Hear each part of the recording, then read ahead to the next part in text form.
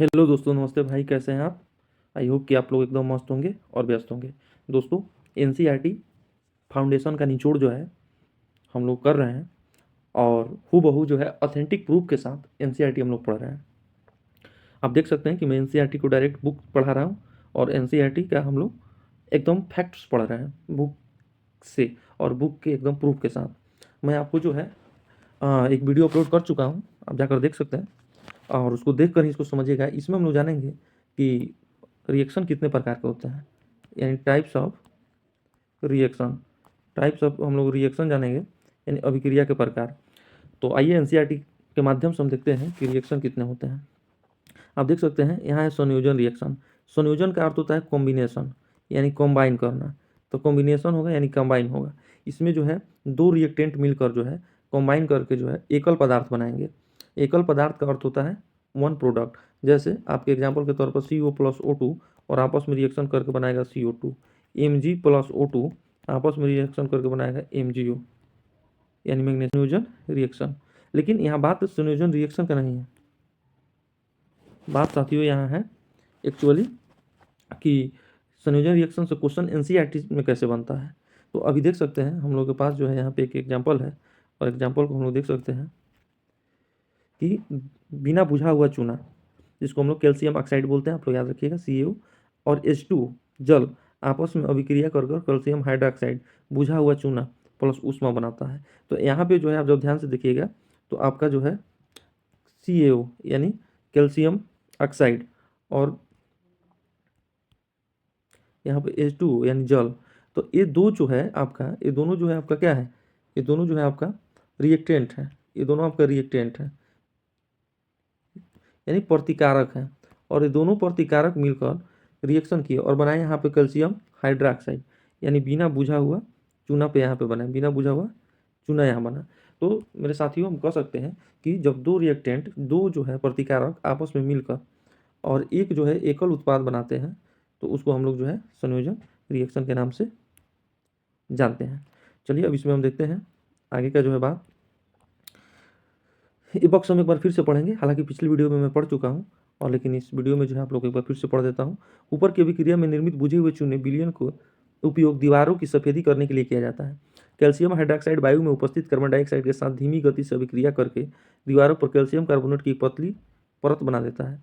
सफेदी करने के 2-3 दिन बाद कैल्शियम कार्बोनेट का निर्माण होता है और इससे दीवारों में पर चमक आ जाता है। रोचक बात यह है कि संगमरमर का रासायनिक सूत्र भी CaCO3 है। यानी यह कहना यह चाह रहे हैं कि जब कैल्शियम हाइड्रोक्साइड आपस में कार्बन डाइऑक्साइड से रिएक्शन करता है, जो रिएक्शन बहुत धीमा होता है, तो वो बनाता है कैल्शियम कार्बोनेट। तो क्या बनाता है, कैल्शियम कार्बोनेट बनाता है। और जब कैल्शियम कार्बोनेट बनाता है, इसी कैल्शियम कार्बोनेट को हम जो लोग जो है, इसी कैल्शियम कार्बोनेट को जो हम लोग संगमरमर बोलते हैं। क्या बोलते हैं, संगमरमर बोलते हैं। और उसके साथ H2 यानी जल बनाता है। अब संगमरमर के बारे में मैं आपको एक बात और दोस्तों बता दूं कि संगमरमर जो है मुख्य रूप से इसका प्रयोग जो है आपका किया गया है ताजमहल बनाने के लिए, ताजमहल बनाने के लिए।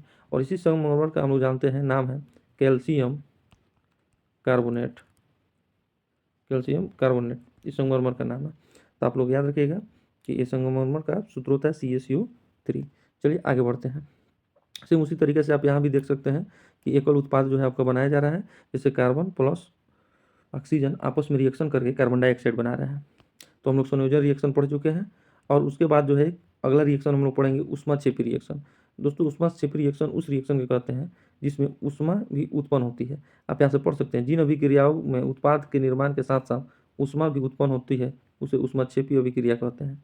जैसे एग्जाम्पल के तौर पर हम देख सकते हैं कि आपका यहाँ एग्जाम्पल के तौर पर मेरे मित्रों देख सकते हैं कि मीथेन CH4 और ऑक्सीजन आपस में रिएक्शन करके कार्बन डाइऑक्साइड जो कि एक गैस है और जल का निर्माण करते हैं और ऊर्जा का निर्माण करते हैं। तो हम कह सकते हैं कि इस रिएक्शन में प्राकृतिक गैस का क्या हो रहा है, दोहन हो रहा है, मतलब दहन हो रहा है, सॉरी दहन हो रहा है। और प्राकृतिक गैस यानी CH4 का दहन हो रहा है। ऑक्सीजन के साथ ऑक्सीजन नहीं रहेगा तो दहन होगा नहीं। तो ये टूट जाता है किस में, तो ये टूट जाता है मुख्य रूप से आपका, मेरे प्यारे भाइयों, ये टूट जाता है मुख्य रूप से आपका कार्बन डाइऑक्साइड में और जल में और ऊर्जा में। तो यहाँ से डायरेक्ट जो है ना एनसीईआरटी से डायरेक्ट क्वेश्चन उठा लिए जाते हैं। तो यहाँ से क्वेश्चन उठा लिया जाएगा कि जब CH4 को जो है हम दहन करते हैं तो निम्न में से कौन सा उत्पाद बनता है। तो आप जो है मेरे भाई याद रखिएगा कि उत्पाद के रूप में जो है मुख्य रूप से आपका कार्बन डाइऑक्साइड और जल और ऊर्जा ही जो है आपका बनता है। तो इस चीज़ को आप याद रखेंगे। अब आइए इस रिएक्शन को भी हम लोग ध्यान से देखेंगे, थोड़ा टाइम लगेगा लेकिन हम लोग अच्छा से पढ़ेंगे। हम सभी जानते हैं कि जीवित रहने के लिए हमें ऊर्जा की आवश्यकता होती है। यह ऊर्जा हमें भोजन से प्राप्त होती है।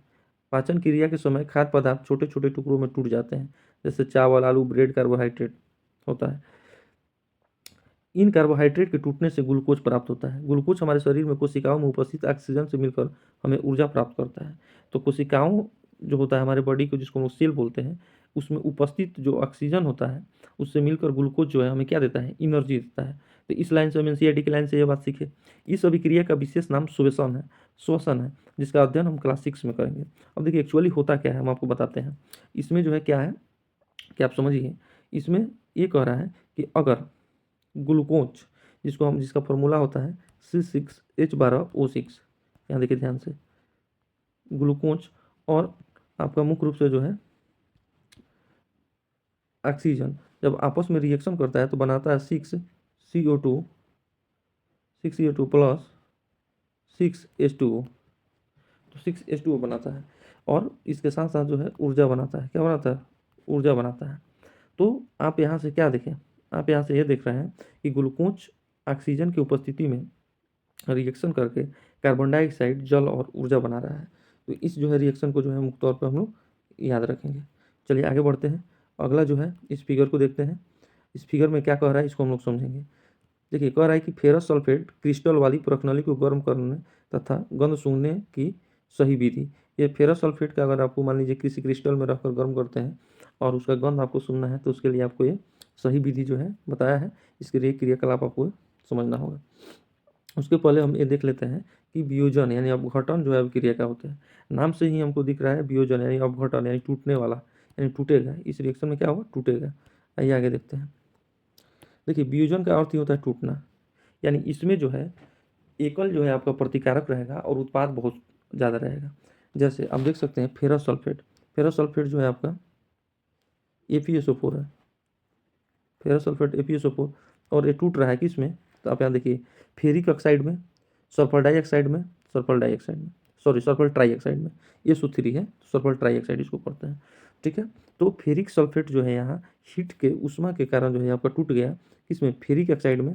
देखिए यहाँ ध्यान से फेरिक ऑक्साइड में टूट गया, यहाँ ध्यान से देखिए फेरिक ऑक्साइड में टूट गया, और फिर यहाँ SO2 प्लस SO2 में टूट गया, और यहाँ प्लस ध्यान से अगर आप देखिएगा तो प्लस यहाँ SO3 में टूट गया, यानी सल्फर डाइऑक्साइड में और सल्फर ट्राइऑक्साइड में। तो क्वेश्चन यहाँ से ये भी बन सकता है कि निम्न में से किसको उष्मा की उपस्थिति में तोड़ने पर, तो टूटने पर जो है सल्फर डाइऑक्साइड और सल्फर ट्राइऑक्साइड बनते हैं। तो इसका आंसर हो जाएगा फेरस सल्फेट। फेरस सल्फेट जब टूटता है तो सल्फर डाइऑक्साइड भी बनाता है, सल्फर ट्राइऑक्साइड बनाता है, उसके साथ साथ फेरिक ऑक्साइड भी बनाता है। अब आइए हम इसके बातों को पढ़ लेते हैं एक बार ध्यान से और फिर जो है आपको बताते हैं। देखिए आप देख सकते हैं कि इस अभिक्रिया में एकल अभिकर्मक टूटकर छोटे छोटे उत्पाद प्रदान करता है। यह वियोजन अभिक्रिया है। गर्म करने पर फेरस सल्फेट जो कि FeSO4 × 7H2O, इसका मूल फॉर्मूला होता है, क्रिस्टल जल त्याग देता है, क्रिस्टल का रंग बदल जाता है। इसके उपरांत यह फेरिक ऑक्साइड Fe2O3 और सल्फर डाइऑक्साइड और सल्फर ट्राइऑक्साइड में वियोजित हो जाता है, यानी हम कह सकते हैं यह टूट जाता है। और यहाँ इसके अगला लाइन पढ़ेंगे तो लिखा है कि फेरिक ऑक्साइड ठोस है, जबकि SO2 और SO3 यानी सल्फर डाइऑक्साइड और सल्फर ट्राइऑक्साइड गैसें हैं।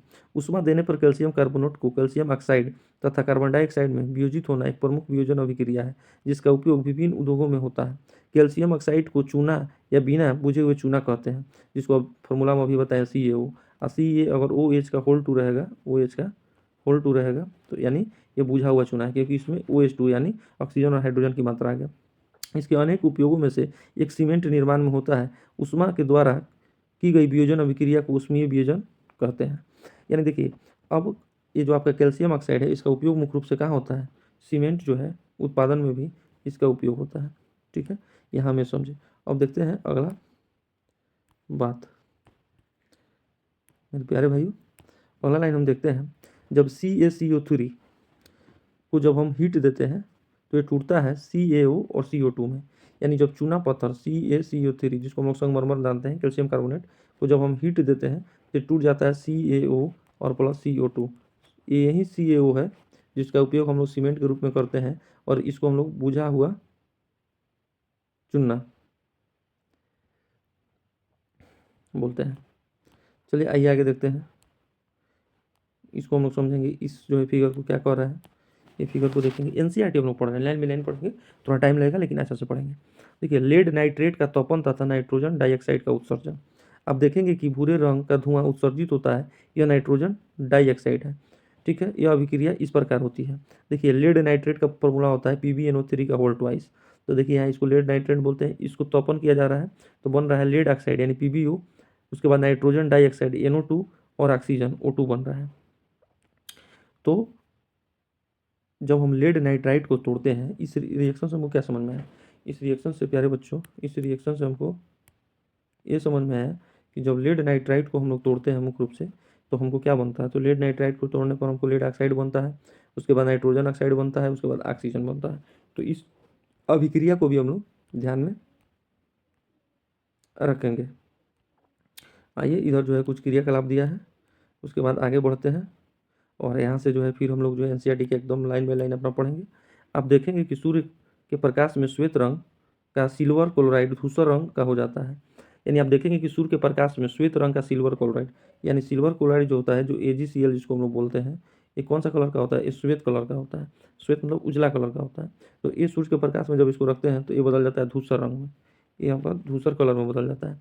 प्रकाश की उपस्थिति में सिल्वर क्लोराइड का सिल्वर तथा क्लोरीन में वियोजन होना, वियोजन के कारण ऐसा होता है। यानी देखिए, जब भी जो है हम लोग AgCl को, मुख्य रूप से AgCl को ध्यान देंगे, AgCl को सूर्य के प्रकाश में रखेंगे तो Ag और क्लोरीन, अर्जेंटेनम और क्लोरीन में जो है वो टूट जाता है, यानी सिल्वर और क्लोरीन में जो है वो टूट जाता है। उसी तरीक़े से जब हम रखेंगे AgBr, यानी सिल्वर ब्रोमाइड को जब हम सूर्य के प्रकाश में रखते हैं तो सिल्वर और ब्रोमाइड के रूप में टूट जाता है। उपरोक्त दी गई अभिक्रिया का उपयोग श्याम श्वेत फोटोग्राफी में किया जाता है। यानी श्याम श्वेत फोटोग्राफी में जो है उपयुक्त अभिक्रिया का उपयोग हम लोग करते हैं। यानी जो दोनों आप जो है ये अभिक्रिया देख रहे हैं, इसका उपयोग जो है हम लोग श्याम श्वेत फोटोग्राफी में करते हैं। मुख्य रूप से आपको यहाँ यह याद रखना होगा कि श्याम श्वेत फोटोग्राफी में जो है हमको याद रखना होगा मुख्य रूप से कौन कौन, तो आपको हम बता देते हैं। AgCl और फिर AgBr। अगर आप AgCl प्लस AgBr अगर दोनों याद रखते हैं ना, यानी सिल्वर क्लोराइड और सिल्वर ब्रोमाइड, तो आपका जो है क्वेश्चन बन जाएगा। क्वेश्चन पूछेगा कि श्याम श्वेत फोटोग्राफी में निम्न से किसका उपयोग किया जाता है, तो आंसर हो जाएगा AgCl और AgBr, यानी सिल्वर क्लोराइड और सिल्वर ब्रोमाइड का उपयोग किया जाता है। आगे बढ़ते हैं। अब हमारा यह प्रश्न आ गया। प्रश्न से पहले जो है हम लोग ये देख लेते हैं कि यहाँ लाइन जो है क्या कह रहा है, एनसीईआरटी का लाइन। एनसीईआरटी का लाइन अपने आप में जो है समुद्र होता है। तो दोस्तों, इसको हम लोग जो है समझने का प्रयास करेंगे। हमने देखा कि वियोजन अभिक्रिया में अभिकारकों को तोड़ने के लिए ऊष्मा, प्रकाश या विद्युत ऊर्जा की आवश्यकता होती है। जिन अभिक्रियाओं में ऊर्जा अवशोषित होती है उन्हें ऊष्मा शोषी कहते हैं। यानी जिसमें ऊर्जा अवशोषित होती है, ऑब्जर्व होता हो, उसे अवशोषित मतलब ऊष्मा शोषी अभिक्रिया कहते हैं, जिसमें हीट जो है